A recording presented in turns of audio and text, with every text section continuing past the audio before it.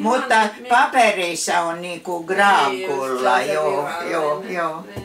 Tossahan sulla on ihana tää luonnokivimuuri. Kuule, juu. Ajattele. Se oli jo silloin? Oli, kato, kun tää on ollut, niin no, tää talo on rakennettu 1914. Mutta ajattelen, että joku ihminen on jaksanut niitä kiviä siinä nostaa ja rakentaa.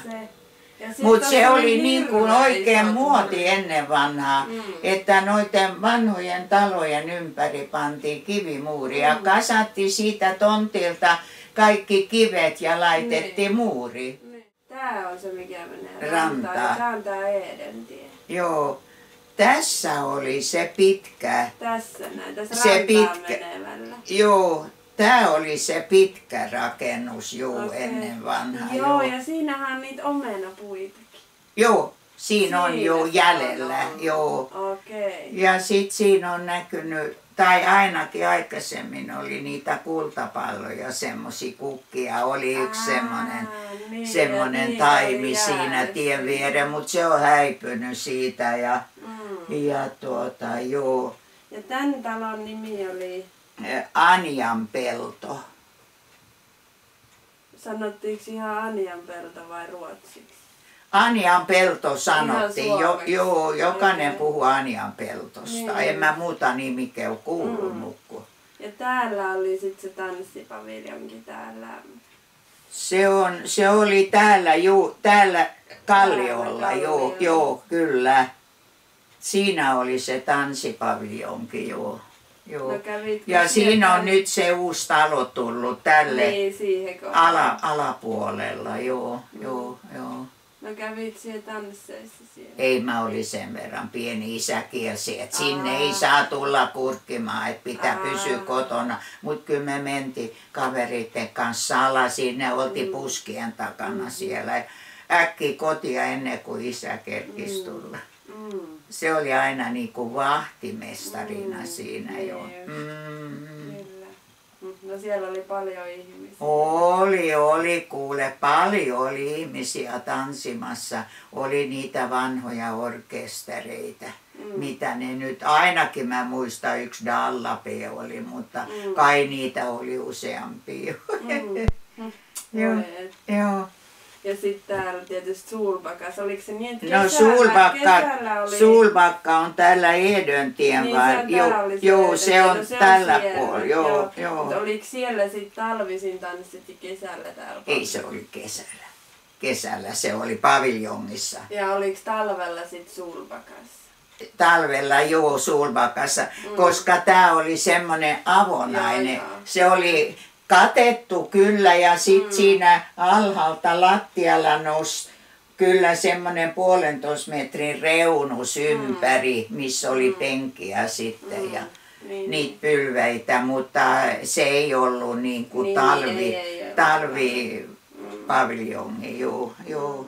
No tää oli Daalakulla, mitä on purettu. Joo, niin siinä kohdalla oli Daalakulla ja sekin oliko se iso kanssa? Se oli semmoinen pitkäomainen, 2-kerroksinen. Ja kaikki oli punaisia? Kaikki oli punaisia, valkoiset nurkat, joo. Se oli Daalakulla, joo. Ja sitten tulee, sen jälkeen on nyt sitten se teidän talo, joo. Missä Ja missä minä olen syntynyt ja asunut, ja sitä sanottiin? Vastubyggnaden sanottiin. Vastubyggnaden? Joo, kato, kun se oli sen saunan vastapäätä.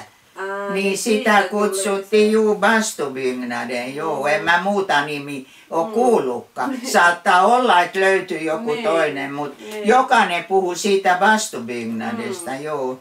Eikö sit siinähän vieressä se maakellari, niin käytittekö te sitten? Kuule, ihmiset käytti jopa mun veljellä ja sen vaimolla niillä. Ja niillä ei ollut siinä kellarissa, vaan niillä oli, sitten on se seuraava nyt, oliko siinä vai oliko se siinä? Kato, siinä oli kaupan yläpuolella oli iso maakellari. Siinä oli kans joo, Olisikohan heillä ollut siinä ne perunat? Nyt mä en ole ihan varma. Mutta oli tässä oli, kertoja. mutta kyllä varmaan joillakin ihmisillä oli tässäkin. Koska se on ihan hirveän suuri. Se on suuri. Se on tosi suuri. Kato, se jaettiin näitä asukkaiden kesken, kato. Ja sehän oli se pelto, mitä on teidän alapuolella, se oli silloin auki. Ja siinä oli ihmisillä perunoita. Niin, kyllä. Joo, koska mä tiedän, että mun peruna. veljellä oli siinä se yksi sarka, oli perunoita joskus, joo, ja monella muilla. Niin, ja ne oli jaettu sarkoihin. Ne oli vissiin jaettu sillä lailla, joo.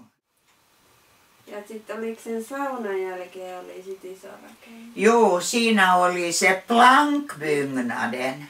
Ja se oli kans pitkä. Se oli pitkä rakennus, siinä asui monta peellä se kirjoitettiin. Kovaa peli. Joo, kovalla peellä, joo. Byggnaden, joo. Joo, se oli pitkä iso rakennus, joo. Ja niin. Ja oliko siinä se, missä myytiin myös niitä vaatteita? Tai kankaita? Joo. Tässä päässä, tässä alkupäässä tänne päin oli semmoinen perhe ja ne piti oikein vaatekauppa siinä. Mä nyt en muista miten kauan ne piti sen, mutta... Ja sen jälkeen on ollut siinä rakennuksessa samassa päässä ja rapussa toimi posti ja Niin. joo, vähän aikaa, joo. Ennen kuin se muutti taas tonne ylös, kun rakennettiin toi baaritalo, niin se muuttui sinne. Et se on ollut kahdessa paikassa täällä se posti. Joo. Ja sit sitä vastapäätä oli se, mikä nyt... Se maakauppa, niin. Se iso maakauppa, joo. Ja kauppa oli alhaalla ja sitten oli, muistaakseni siinä oli 2 asuinrakennusta päällä. Siinä asui aika monta perhettä, joo. Joo. Aivan. Joo. No, on ne ajat muuttunut. On ne ajat muuttunut. Ja sitten tulee noin 3 sitten. Ja oliko näiden välissä sitten se tori? Näiden välissä oli tori, juu. Kyllä. Siinä oli tori, juu. Kyllä. Ja monta myyjää oli. Juu, siinä sai ostaa kaikenlaista hyvää siihen aikaan. Niin. Joo, mutta se oli hirveän kiva tämmöisessä maalaispaikassa, kun ajattelen miten kiinnostava se oli, kun tuli kuule niitä myyjiä tuolta muualta. Elämää. Tuli elämää ja sai nähdä kaikki kiva tavara, mitä nyt ei täällä silloin nähty. Ja varmasti vaihdettu kuulumisia. Kyllä, totta kai. Niin, kato, se on ollut sellainen kokoontumispaikka. Se oli, joo. Kyllä. Ja mun isoisä, se asui tässä päässä, torin varrella. Et sun isovanhemmat on jo asunut täällä. Joo, on asunut mun isovanhemmat. Ja sitten mun tädit ja sedät, mun kummit ja mun veli ja sen vaimoja. Puoli suku on ollut täällä ja tehnyt töitä ja kuolleet täällä. Joo, kyllä. Ja ne oli sahalla. Ne oli sahalla töissä kaikki, joo, kyllä. Joo. No sitten tässä tulee Kaarnaranta. Siinä on Kaarnaranta, joo. Ja sen jälkeen oli... Sen jälkeen tulee 2 tommosta huvilaa. Niin tulee, joo. Ne mitkä on edelleen jäljellä. Missä on edellä ne valkoiset siinä. Sjömanshemmet oli sitten täällä alapuolella, täällä jossain. Tässä oli nyt nämä. Mutta se jatkuu, kato. Tässä on nämä talot. Se on sitten niiden ohitte täällä jossain oli se Sjömanshemme. Niin kuin meren puolella. Ja se oli pitkä rakennus, 2-kerroksinen. Joo. Ja Sjöman Semmet oli sen nimi juu.